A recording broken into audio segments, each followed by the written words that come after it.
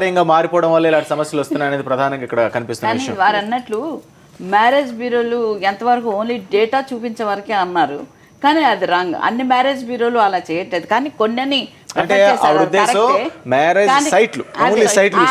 ఎందుకంటే తల్లిదండ్రులకు తెలియని విషయాలతో సహా బాధ్యతలన్నీ అన్ని విషయాలు కూడా వాళ్ళు అడగలేని క్వశ్చన్స్ కూడా వాళ్ళ ఫ్యామిలీ బ్యాక్గ్రౌండ్ అనేది అంత క్షుణ్ణంగా తీసుకోవడం ఉంటుంది. మా డేటాను ఒక్కసారి పరిశీలిస్తే అన్ని కూడా క్లియర్ గా మీకు తెలుస్తుంది.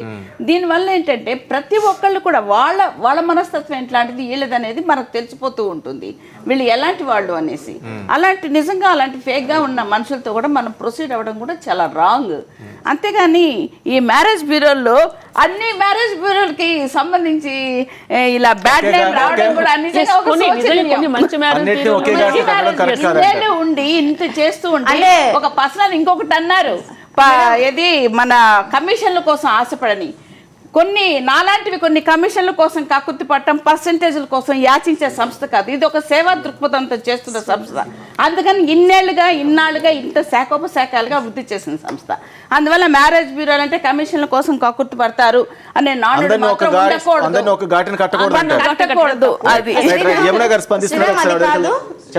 చెప్పమ్మా శ్రీరామ్, అది కాదు నేనంటే అన్ని మ్యారేజ్ బ్యూరోలను ఒకే ఘాటికి కట్టడం లేదు. ఈ మధ్య కాలంలో ఏమైందంటే కొన్ని మ్యారేజ్ బ్యూరోస్ కి రికగ్నైజ్ అయి కూడా ఉండదు, వాళ్ళు సొంతంగా నడుపుతూ ఉంటారు. కొంతమంది అందులోనూ మన చుట్టూ ఉన్న వాళ్ళు కొంతమంది బ్రోకర్స్ ఉంటారు అనమాట, ఆ మ్యారేజ్ బ్యూరో నడుపుతున్నాము అని చెప్పేసి వాళ్ళు కేవలం డబ్బుల కోసమే పనిచేస్తుంటారు. నేను చెప్తున్నాను ఒకటే, అన్ని మ్యారేజ్ బ్యూరోస్ కాదు, వాళ్ళలో ఉన్నటువంటి బ్రోకర్స్. మెయిన్లీ ఏంటంటే కొన్ని పుట్టుకొడుకులాగా పుట్టుకొస్తున్నాయి, గాయపైపోతున్నాయి, ఎప్పుడు లాక్లు అయిపోతున్నాయి. దీని వల్ల కూడా చాలా బాధాకరమైన విషయం. ఇక్కడ తిరిగి అంతా ఎక్కడికి వస్తుంది అంటే వ్యవస్థ దగ్గరికి వస్తుంది. ఒకటి మ్యారేజ్ బ్యూరో వ్యవస్థ అనేది ఎంతవరకు కరెక్ట్ అనేది ఒకటో పాయింట్. 2 సైట్లలో పెట్టిన వివరాలన్నీ నమ్మొచ్చా నమ్మకూడదా అనేది రెండో పాయింట్. 3 తల్లిదండ్రులు పట్టించుకోవడం లేదు అనేది. సో ఇప్పుడు నడుస్తున్న ఈ స్పీడ్ అంటే తల్లిదండ్రులకు నిమిషం తీరిక లేదు, ఎవరికి ఏ ప్రాంతంలో ఉన్నా కూడా ఆ పరిస్థితి లేదు, అంటే అంత స్పీడ్ గా పరిగెడితే గానీ లైఫ్ గడవని పరిస్థితి వచ్చేసింది. సో ఈ తరుణంలో ఆవిడ కోరుకున్నట్టుగా అంటే తల్లిదండ్రులు క్షుణ్ణంగా పరిశీలించి వెళ్ళి నిజాలు తెలుసుకోగలిగి చేసే పరిస్థితులు నిజంగా ఉన్నాయంటారా? పిల్లల భవిష్యత్తు అది పెళ్లి అనేది ఒక టర్నింగ్ పాయింట్. అలాంటప్పుడు మేము రన్నింగ్ లో ఉన్నామని చెప్పడం కాకుండా వాళ్ళు ఎప్పుడు ఆరాంగా ఉంటారో తీరిగ్గా ఉంటారో ఆ రోజే వాళ్ళు డేటా ఇచ్చి చేయగలిగితే మంచిది. తల్లిదండ్రులు మాత్రం ప్రత్యేక శ్రద్ధ తీసుకోవాలండి. మనం ఒక ఎన్నో రకాలుగా ఆలోచించి రేటు చూసుకొని టైం అంతా స్పెండ్ చేసి షాపింగ్ మన జీవితాంతము ఉండేటటువంటి విషయాలు కాబట్టి చూసుకోవాలి. ఇంకోటి ఏంటంటే ఈ మ్యారేజ్ బ్యూరోస్ కి సంబంధించినటువంటి వాళ్ళు ఏం చేయాలంటే ఎవరైనా సరే రిజిస్ట్రేషన్ చేయించుకున్నప్పుడు ఫస్ట్ ఏమి ఇస్తారండి, వాళ్ళ ఏజ్ గురించి, వాళ్ళ జాబ్ గురించి, వాళ్ళ శాలరీ గురించి, వాళ్ళ ఫ్యామిలీ బ్యాక్గ్రౌండ్ గురించి, వాళ్ళ ఫొటోస్ ఎక్సెట్రా ఇస్తారు. అవన్నీ కూడా నిజమైనవా కావా అని చెప్పేసి కూడా వీళ్ళు ఎంక్వైరీ చేయాలి. చాలా కేసులు చూస్తే చదువు గురించి అబద్ధాలు చెప్తున్నారు, ఉద్యోగం గురించి అబద్ధాలు చెప్తున్నారు, వయసు గురించి అబద్ధాలు చెప్తున్నారు, తర్వాత వాళ్ళ ఎకనామిక్ బ్యాక్గ్రౌండ్ గురించి కూడా అబద్ధాలు చెప్తున్నారు. ఇక్కడ మనం ఏమీ చేయలేనటువంటి పరిస్థితులు. ఎంబీఏ పాస్ అయినా చెప్తున్నాడు మేడం, తీరా చూస్తే 10th క్లాస్ లేదు, ఏదో శాలరీ సర్టిఫికేట్ పెట్టుకున్నట్టున్నాడు, జీతం ఎంత వస్తుందో తెలియదు, ఏ కంపెనీనో తెలియదు, ఎక్కడో తెలియదు, అసలు వాళ్ళ ఆరిజిన్ వాళ్ళ ఊరు పేరు కూడా తెలియనటువంటి విషయాలు ఉన్నాయి. కాబట్టి ఈ మ్యారేజ్ బ్యూరో నిర్వహించేటటువంటి వ్యక్తులు వారికి సంబంధించిన విషయాల గురించి అట్లీస్ట్ కొన్ని డాక్యుమెంట్స్ అంటే మన 10th క్లాస్ సర్టిఫికేట్ కానీ వాళ్ళ ఎలిజిబిలిటీ సర్టిఫికేట్ కానీ ఆ జాబ్ గురించి కానీ పలానా చోట జాబ్ చేస్తున్నానంట ఎంక్వైరీ చేసి పెట్టుకోవడం కానీ, ఎందుకంటే ఇది వీరి రెస్పాన్సిబిలిటీ. ఇవన్నీ కొంచెం దగ్గర పెట్టుకున్నప్పుడు డివోర్స్ అయినప్పుడు ఈ డివోర్స్ అయిన విషయాలు మేము చాలా చూస్తున్నామండి. ఎక్స్పార్టీ డివోర్స్ లని అవన్నీ ఇవని చెప్పేసి ఫేక్ డివోర్స్ డాక్యుమెంట్స్ కూడా పెడుతున్నారనమాట. వాటి గురించి కూడా కొంచెం నజర్ పెట్టాలి. నిజంగా ఇతడు విడాకులు తీసుకున్నాడా లేదా అని చెప్పేసి తెలుసుకోవడం అనేది సాధ్యం కాదు. సో మ్యారేజ్ బ్యూరోలు బ్యాక్ ఎండ్ లో ఈ ఎంక్వైరీ అంతా చేస్తున్నాయా, మీరు చేస్తున్నారా? డెఫినెట్ గా. అందుకే మేము రిఫరెన్స్ నెంబర్స్ వాళ్ళు కోర్టులో డివోర్స్ అయిన పేపర్స్ కూడా మేము చూసి మేము ఒక జెరాక్స్ కాపీ తీసుకొని పెట్టాలి. ఒరిజినల్ చూసాక నేను పెడతాను జెరాక్స్ కాపీ. ప్రతిదీ పక్కగా ఉంటుంది. ఇంతే. కానీ ఒకటండి, .comలో పెట్టింది మాత్రం బ్లైండ్ గా ప్రొసీడ్ అవడం తల్లిదండ్రులతో టోటల్ గా. ఇంకొక విషయం చెప్పదలుచుకున్నాను సార్ ఇక్కడ. ఇంకోటి ఏంటంటే వీటితో పాటు ఇప్పుడు చాలా సెక్షువల్లీ ట్రాన్స్మిటెడ్ డిసీజెస్ చాలా వస్తున్నాయి. ఎవరికి HIV పాజిటివ్ ఉందో, ఎవరు ఈ పాజిటివ్ వ్యక్తిలో కాదో మనకు తెలియని విషయం అన్నమాట. అందుకని మేమందరం కూడా చాలా కాలం నుంచి డిమాండ్ చేస్తున్నాము, ఈ వివాహ సందర్భంగా వాళ్ళ ఆరోగ్యాన్ని గురించినటువంటి టెస్టులు కూడా పెడితే బాగుంటుంది అని చెప్పేసి. తర్వాత ఎవరినెవరు బ్లేమ్ చేసుకుంటారు, ఎవరి నుంచి ఎవరికి వ్యాపించింది, ఎట్లా వచ్చిందని చెప్పేసి కోర్టులకు వెళ్ళి అక్కడ క్వశ్చన్ ఆఫ్ లా చాలా మాకు కనిపిస్తుంది అనమాట. భార్యలు అయితేనేమో భర్తలను బ్లేమ్ చేస్తున్నారు, భర్తలు అయితేనేమో భార్యలు బ్లేమ్ చేస్తున్నారు, పిల్లలు అమాయకంగా ఇలాంటి రోగాన్ని బారిన పడుతున్నారు. కాబట్టి వీరి ఆర్థిక విషయాల గురించి కాకుండా వీళ్ళ శారీరక విషయాలు, ఆరోగ్య విషయాల గురించి కూడా మనకు ప్రాపర్ డాక్యుమెంటేషన్ కావాలి. ఇది మస్ట్ అండ్ షుడ్. జీవితంలో మనం ఏమి లేకపోయినా సంపాదించుకుంటా బ్రతుకుతాం, కానీ ఇలాంటి రోగాలు మనం కొని తెచ్చుకున్నప్పుడు ఇంకా లైఫ్ అన్నదే వాళ్ళకు ఉండదన్నమాట. కాబట్టి ఇన్ని విషయాలలో జాగ్రత్తలు తీసుకోవాలి. కాబట్టి ఒక రకంగా చెప్పాలంటే తల్లిదండ్రుల బాధ్యతలను మ్యారేజ్ బ్యూరో వాళ్ళు, బాధ్యత ఉండేటటువంటి మ్యారేజ్ బ్యూరోల వాళ్ళు పాపం వాళ్ళు షోల్డర్ చేస్తున్నారు. కాకపోతే వాళ్ళు కొంచెం ప్రికాషన్స్ తీసుకొని ఈ పబ్లిక్లో వాళ్ళ తరఫున మ్యారేజ్ సక్సెస్ అయ్యేలాగా చూసుకుంటే బాగుంటుంది. ఇలాంటి ఫేక్ డాక్యుమెంట్స్, తర్వాత ఫేక్ వ్యవహారాలు అంటే ఇంకోటి మన తప్పు కూడా ఉంటుంది. సాధారణ మహిళలు, గృహిణులు, విద్యార్థులు అందరూ కూడా ఈ రోజు రేపు ఈ ఫేస్బుక్ లో పెట్టేసేసుకుంటున్నారు. వాళ్ళ ఫొటోస్ అప్లోడ్ చేసుకుంటున్నారు. ఈ అప్లోడ్ చేసుకున్న ఫొటోస్ తీసుకొచ్చి మనం మార్ఫింగ్ చేసుకోవచ్చు, పెట్టుకోవచ్చు. ఈ చిన్నపిల్లల మనస్తత్వం ఎట్లా ఉంటుందంటే, ఒక లేటెస్ట్ సైటేషన్ ఒకటి ఉందండి. ఒక స్కూల్ విద్యార్థి, 14 సంవత్సరాల స్కూల్ విద్యార్థి ఎవరో వాళ్ళ తోటి అమ్మాయి ఏదో కామెంట్ చేసిందని చెప్పేసి ఆ స్కూల్లో ఉండేటటువంటి అమ్మాయిల ఫొటోస్ అన్ని కూడా అబ్బాయి మార్పింగ్ చేసేసి నెట్లో పెట్టుకున్నారు, వేరే విద్యార్థులతో కలిపి, మేల్ స్టూడెంట్స్తో కలిపి. ఇవన్నీ తెలుసుకునేసరికి చాలా సమయం పట్టిపోయింది. కక్ష తీర్చుకోవాలన్నా, ఇంకొక రకం రివెంజ్ తీర్చుకోవాలన్నా కూడా ఇందాక మనం చెప్పుకున్నట్లుగా చేయొచ్చు. అట్లాగే స్టాకింగ్ చేయొచ్చు, స్పూపింగ్ చేయొచ్చు. ఇవన్నీ కూడా వీటి డిఫమేటరీ స్టేట్మెంట్స్ కూడా పంపిస్తున్నారు.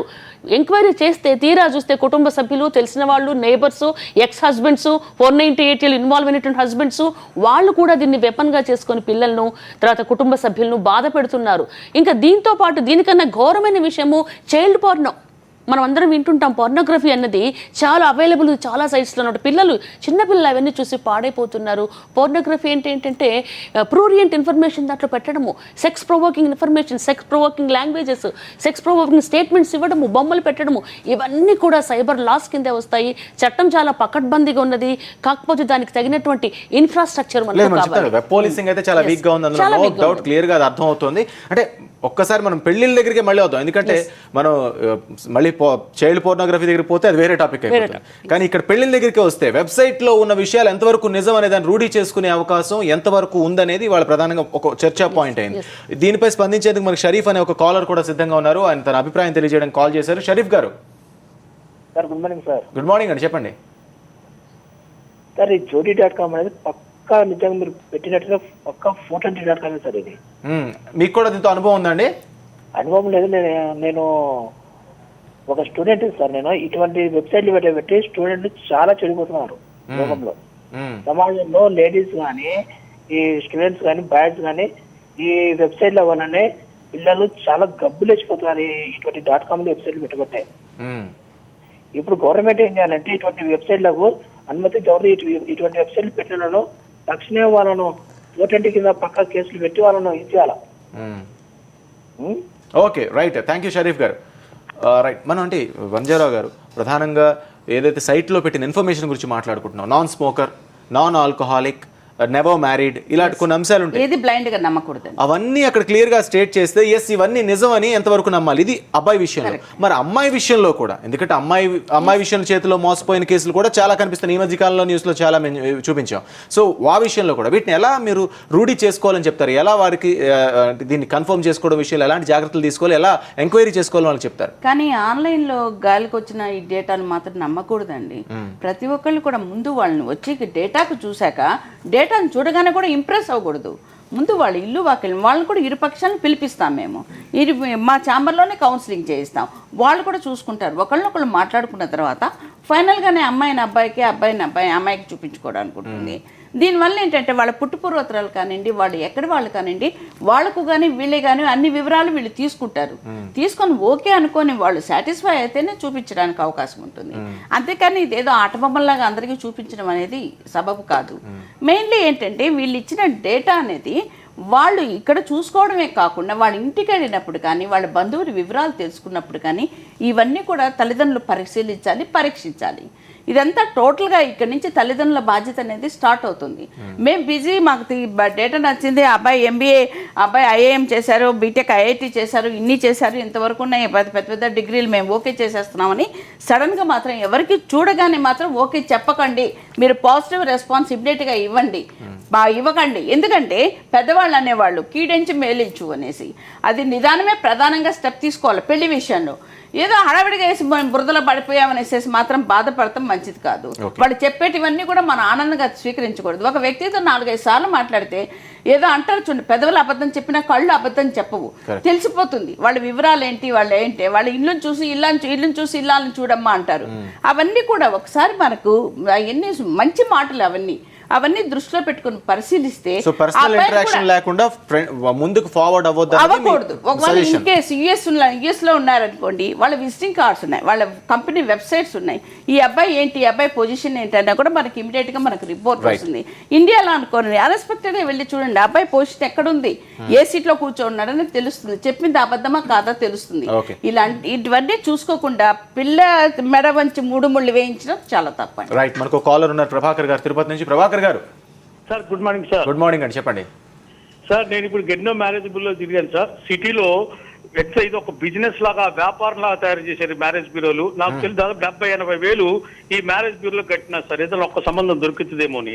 ప్రతి వాళ్ళు నాకు ఫోన్ చేస్తారు, ఫోన్ చేసి ఏమంటే మా దగ్గర మీకు సూట్ అయిన సంబంధాలని రండి అంటారు. వాళ్ళకి నా నెంబర్ ఎట్టవుతుందో నాకు తెలియదు.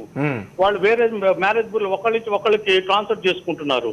ట్రాన్స్ఫర్ ప్రతి వాళ్ళు ఫోన్లు చేయటం, డబ్బులు గుంజటం, ఈ డబ్బులు బాగా విపరీతంగా తీసుకొని ఏమంటే రాలేదని నేను ఫోన్లు చేస్తే మాకు వచ్చి మేము మెయిల్ పంపిస్తామని 2-3 అయితే ఇంటికి వచ్చి మరీ ఫోర్స్ చేసి, మీకు ఎందుకు సార్నాకలో ఒక సంస్థ ఉంది పేరు మర్చిపోయా, ఇంటికి వచ్చి 2,000 ఇవ్వండి 3,000 ఇవ్వండి అని చెప్పి డబ్బులు తీసుకెళ్లిపోవటం, ఇది ఒక వ్యాపారంగా చేశారు. నన్ను అడిగితే మ్యారేజ్ బ్యూరోలు చేస్తున్నాయని కూడా చాలా తప్పులు ఉన్నాయి సార్ వీళ్ళు చేస్తున్నాయి. నిజంగా మ్యారేజ్ బ్యూరో అనే వాళ్ళు నిజంగా వాళ్ళకి నీతి నిజాయితీ ఉంటే కరెక్ట్ సంబంధాలు తీసుకొని పేరెంట్స్ ని కరెక్ట్ గా డీటెయిల్స్ పక్కాగా తీసుకొని నిజాయితీగా ఉన్న పేపర్స్, కరెక్ట్ పేపర్స్ ని ఇంకొక మ్యాటర్ మన బ్రైడ్ గ్రూమ్స్ కి పంపించాలి, లేదా అబ్బాయిలకి అమ్మాయిలు పంపించాల్సిన పద్ధతులు వీళ్ళు చక్కగా పాటించి ఎవరైనా పర్లేదు నోట్ చేసుకుంటారు, డబ్బులు తీసుకుంటారు, ఎంబడి ఏదో ఫాలో చేస్తున్నారు. ఎన్ని మ్యారేజ్ బ్యూరోలు తిరిగాను సార్ నేను. 15-20 మ్యారేజ్ 3,000, 5,000, ఒక్కొక్కడైతే 45,000 ఇమీడియట్ యాక్షన్. ఇది క్రాస్ కోర్స్ లెక్క 4 రోజుల సంబంధం కుదురుస్తాం, 50,000 కట్టండి. 4 రోజులు వాళ్ళు అంటే జాతకాలు కుదరటం చేయటం ఏమీ లేదు సార్. డబ్బులు తీసుకొని ఇది ఒక వ్యాపారంలా చేస్తున్నారు. దయ్యుంచి మ్యారేజ్ బ్యూరోని అరికట్టాలని, ప్రభుత్వం దీన్ని చర్య తీసుకోవాలని నేను మనస్ఫూర్తిగా కోరుతున్నా సార్. భారీ స్థాయిలో వంచనకు గురైన ఒక పెళ్లి కాని ప్రభాకర్ సాయి గారి బాధ అది మ్యారేజ్ బ్యూరోలకు సంబంధించి. అండ్ ఇలాంటి కాల్స్, ఇలాంటి మోసాలను మనం చూస్తే అంటే మెట్రోల్లో కాదు, నెక్స్ట్ గ్రేడ్ టౌన్స్లో ఎక్కువ జరుగుతున్నాయి, సిటీస్లో ఎక్కువ జరుగుతున్నాయి. మనం ఒకసారి రాజమండ్రి వెళ్దాం. పద్మశ్రీ గారు మనతో పాటు ఉన్నారు. రాజమండ్రి లాంటి టౌన్లు, లేదంటే అనంతపురం లాంటి టౌన్లు, లేదంటే తిరుపతి లాంటి టౌన్లో ఇలాంటి మోసాలు ఎక్కువగా కనిపిస్తున్నట్టుగా అనిపిస్తోంది. ఎందుకు అంటే సాంప్రదాయానికి ఎందుకు ఈ టౌన్లు దూరం అవుతున్నాయి? ఒకరికొకరు దగ్గరలో ఉన్న సంబంధం చూసుకోవడమో, తెలిసిన ఆ ఊర్లో ఉన్న సంబంధాన్ని వెతుక్కోవడం, లేకపోతే ఇతరత్ర ఎంక్వైరీ చేయడం మానేసి ఎందుకు ఈ సైట్లు వెంట పడుతున్నారు? అంటే రాజమండ్రి లాంటి టౌన్లు ముఖ్యంగా సెకండ్ అంటే రాష్ట్రంలో సెకండ్ స్థాయిలో ఉండి ఈ టౌన్లో ఎందుకు జరుగుతోంది, ఎక్కడ ఈ సమస్య వస్తుంది మీరు అనుకుంటున్నారు పద్మశ్రీ గారు?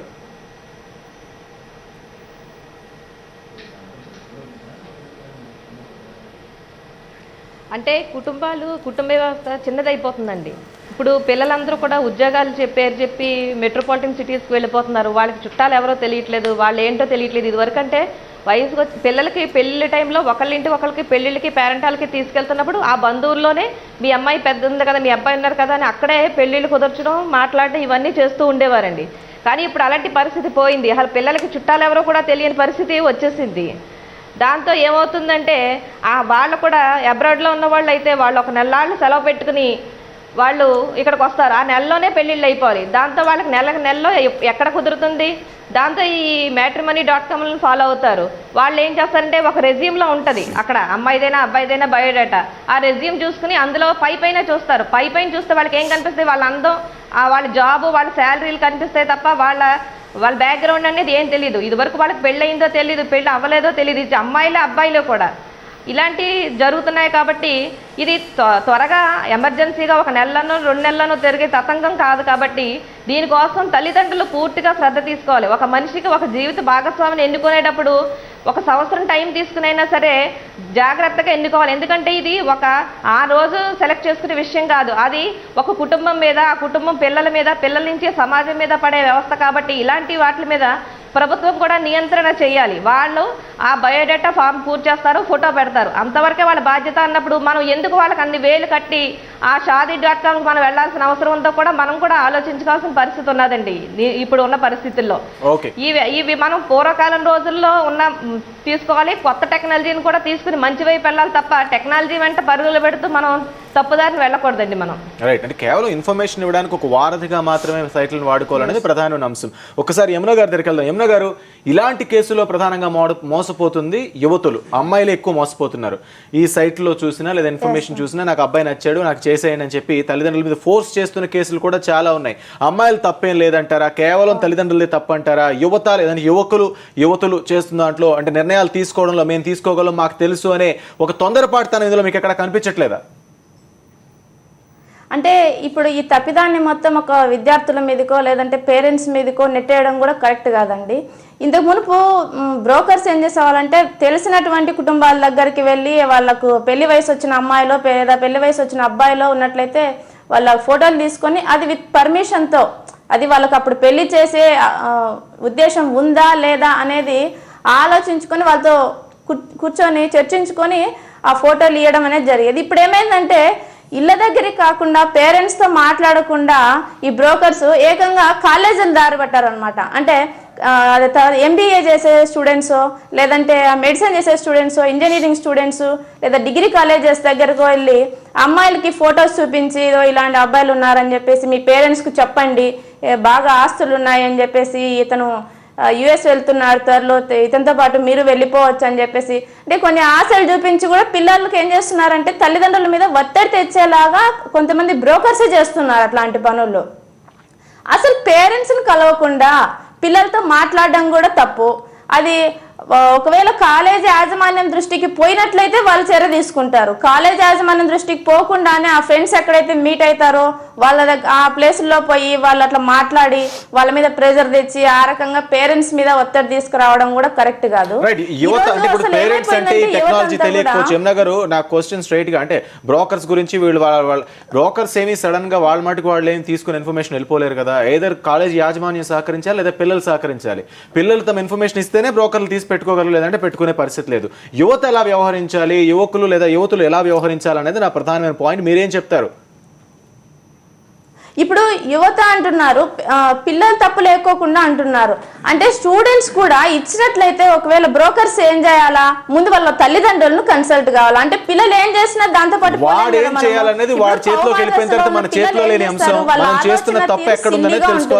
వాళ్ళు బాధ్యతగా లేదా సీరియస్ గా దేన్ని ఆలోచించే పరిస్థితి కూడా ఉండదు.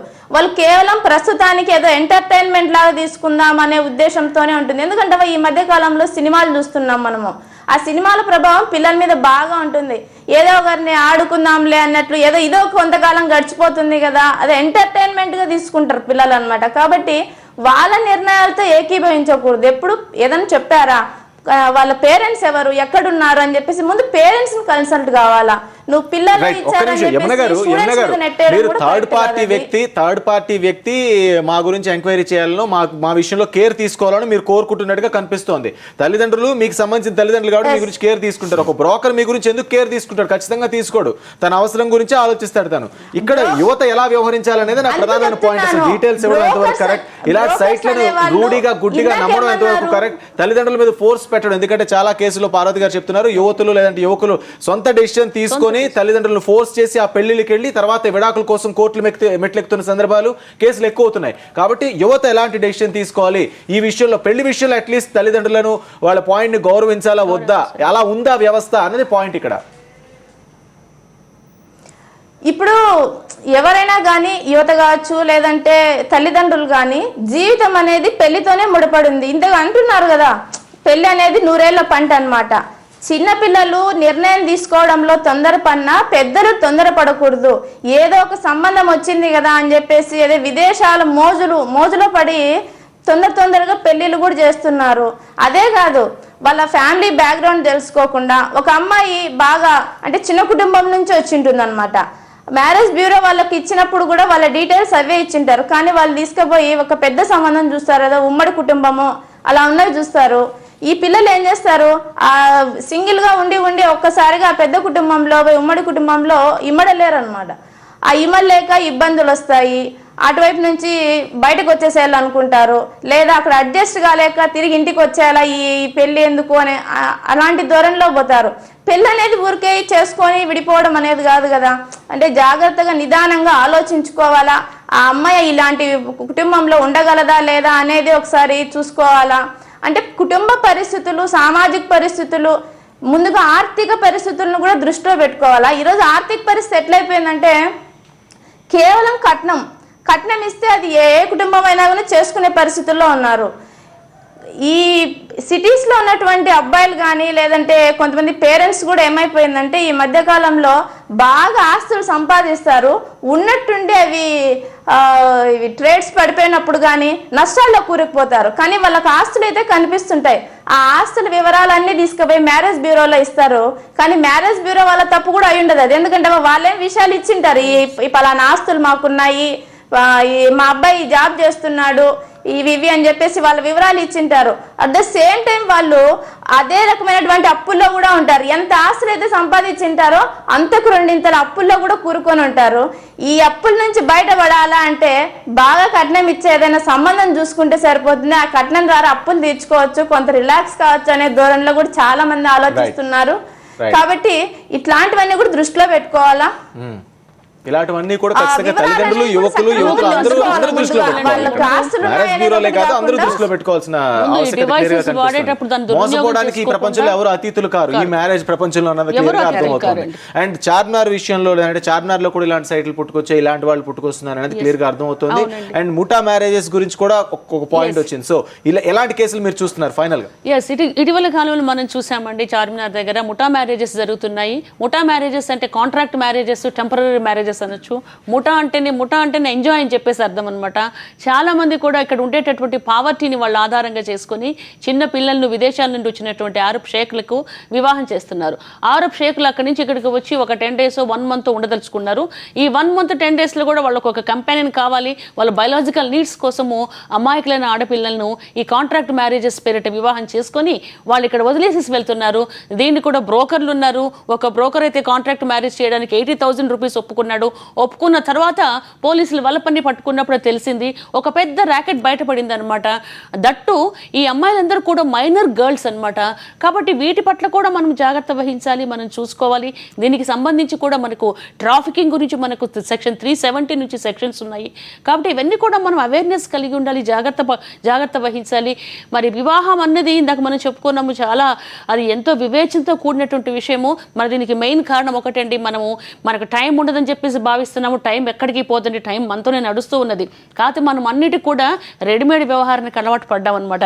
రెడీమేడ్ దుస్తులు, రెడీమేడ్ ఫుడ్, రెడీమేడ్ కళ్యాణ మండపాలు, రెడీమేడ్ వధూవరులు, వీళ్ళకి టైం లేదు. చూసుకోవాలి, మన జీవితాన్ని మనం బాగుపరుచుకోవాలి. కాబట్టి అందరూ కూడా ఆలోచించుకొని వివాహం అన్న దానికి టైం కేటాయించుకొని క్షుణ్ణంగా ఎంక్వైరీ చేసుకోవాలి. ఇంకా యువత కూడా ఈ గ్యాడ్జెట్స్ వాడేటప్పుడు, డివైసెస్ వాడేటప్పుడు చాలా జాగ్రత్తగా ఉండాలి. అంటే సెల్ ఫోన్స్ కానీ, తర్వాత ఈ అంతర్జాలం కానీ, ఫేస్బుక్ కానీ వాడేటప్పుడు జాగ్రత్తగా ఉండాలి. వాళ్ళ ప్రికాషన్స్ వాళ్ళు తీసుకోవాలి, పేరెంట్స్ ప్రికాషన్స్ పేరెంట్స్ తీసుకోవాలి.